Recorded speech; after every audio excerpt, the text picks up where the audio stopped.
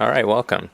Today we're going to work on handstand. So we're going to do some poses that will prepare you for handstand and then try the actual posture. So start off up against a wall. You need a wall for this. Bring your feet about a foot away from the wall and then stretch your arms up to the wall. So we're going to start with just a little bit of space from the wall to start to stretch out the shoulders. So what you want to do is press your hands flat up against the wall and then start with your feet. Root down evenly into your feet, especially into your heels. Press down into the front of the heel. Move your inner thighs back. And when you do that, when you start to take your inner thighs back so they move more into a neutral position, you're going to notice that your buttock starts to ride up into your lower back. So as you press into your heels and spin your inner upper thighs back, firm your buttocks towards your heels. Then start to hug in from the back and from the front on your low spine. Draw your abdominals in. Externally rotate at your upper arm bone, like right where the bicep tricep is. Turn the triceps towards the wall and the biceps away from the wall. And then reach past your fingers. Stretch as you press through your heels. Now reach past your fingers without your shoulders shrugging. Then real important as you do that, make sure that your front bottom ribs aren't lifting up towards your hands. Hug them back in and down. All right, now bring your hands down so they're about hip height and walk your feet out into the middle of the room away from the wall, like I'm showing. Take your feet hip distance apart, and we'll work on basically the same actions. Root to the heels, inner thighs back, buttocks towards the heels, and the navel draws in and up as you stretch and reach past your fingers. So think of pushing or reaching the heel of the hand into the wall, growing the fingers longer so you're stretching out your wrists. Keep the external rotation in the arms, and then reach past your wrists without the shoulders shrugging. Hug your armpits in gently, and then hug your front bottom ribs in towards each other and down towards your hips. Still try to lengthen your upper spine. All right, now let's try a different position. So come on up and take your right leg up to the wall. And you want to have a nice angle, like a 90-degree angle between your two legs. So the left foot heel is right underneath your hip. The right foot is up at hip height. So you're not leaning into the wall. You're actually going to use your core strength to hold your leg up. So I'm just delicately placing the foot on the wall. Then take your arms up overhead. Same way you practiced, root down into your left heel. It's like your standing leg from the last poses. The inner thigh goes back, buttocks towards the heel, the navel in and up, and reach with your arms. Grow tall, but make sure that when your arms go up, your rib cage will start to flare and push forward in the front. So keep your front bottom ribs hugged into your body. Release and change sides. Take your left leg up to hip height at the wall as best as you can. If you're not so flexible, it won't go up so high. And you could also rest your foot on like a chair or something like that. Then take your arms out. Work on the actions we've been practicing. Same actions. Feel that your hips are stacked right over your right ankle and that they're not leaned forward. Abdominals engaged as you stretch your arms. Reach past your fingers, press through your heel.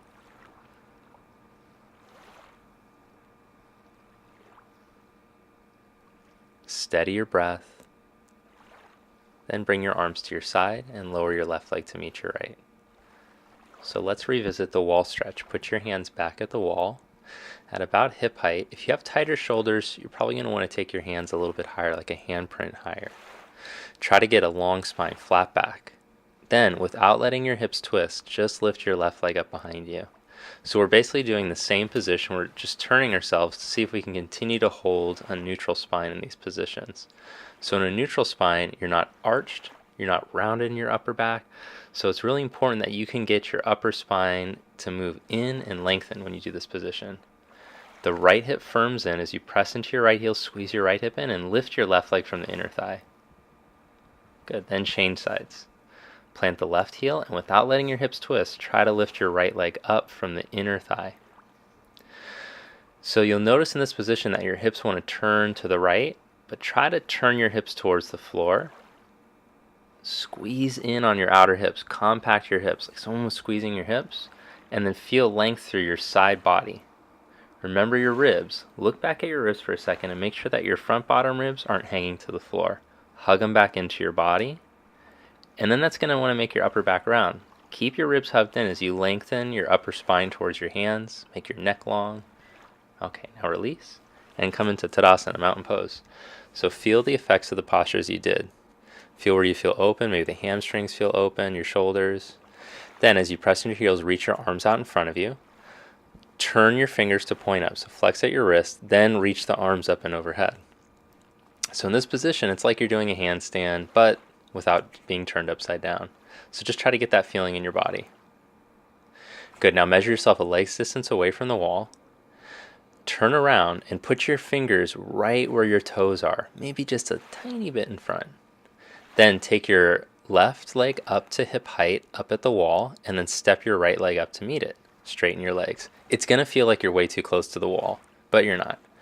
Then lift your left leg up from the inner thigh. Keep your right heel at the wall. Your right leg is just like that standing leg we just practiced. Press into the heel, firm in on your outer hips, and lift the leg from the inner thigh. Try to keep your ribs in. Okay, let's change the legs. Lower that leg, lift the other leg back up. If you can get really strong at this position, then handstand is going to be a breeze. So I'm pressing down into my knuckles, my fingerprints, but I'm lifting out of my wrist. So make sure you're not sinking in your wrist. The upper arms are externally rotating, but I'm pressing into the index finger at the same time. So it's almost like the arms doing two opposite twists. All right, lower back down. Feet hip width apart, grab a hold of your elbows. Just let your head hang here. Take a few breaths. So those inversions, they're really heating, so we want to balance out with the cooling pose. A few more breaths here just to let the spine lengthen, and this will help for when we try to balance. So we're going to go up one more time, but for this time, we're going to try to kick up. So plant your hands just about a foot away from the wall. We're going to try to work on balance now. So lift your left leg, bend your right knee, and then swing your left leg towards the wall. Good. The heels go to the wall and you root into the hands. Then see if you can start to bring the legs away from the wall. So this is if you're working on balance. If you're newer to handstand, I don't recommend doing this. Just bring your fingers close to the wall and work on staying up against the wall and getting long. But if you've already been practicing for a while, you can practice the hands away from the wall and trying to bring the legs away and recreate that Tadasana length. Lower back down. Grab a hold of the backs of your legs this time and fold forward. Let your neck release any tension in the shoulders. One more time. Let's try to kick up with the other leg. So as you lift your right leg up from the inner thigh, bend your left knee towards your chest, and then swing the legs up and over to the wall. The heels tap the wall, and then one at a time the legs will come to stack. Good. Lower yourself back down. And either grab a hold of the backs of your legs or your elbows. Just breathe.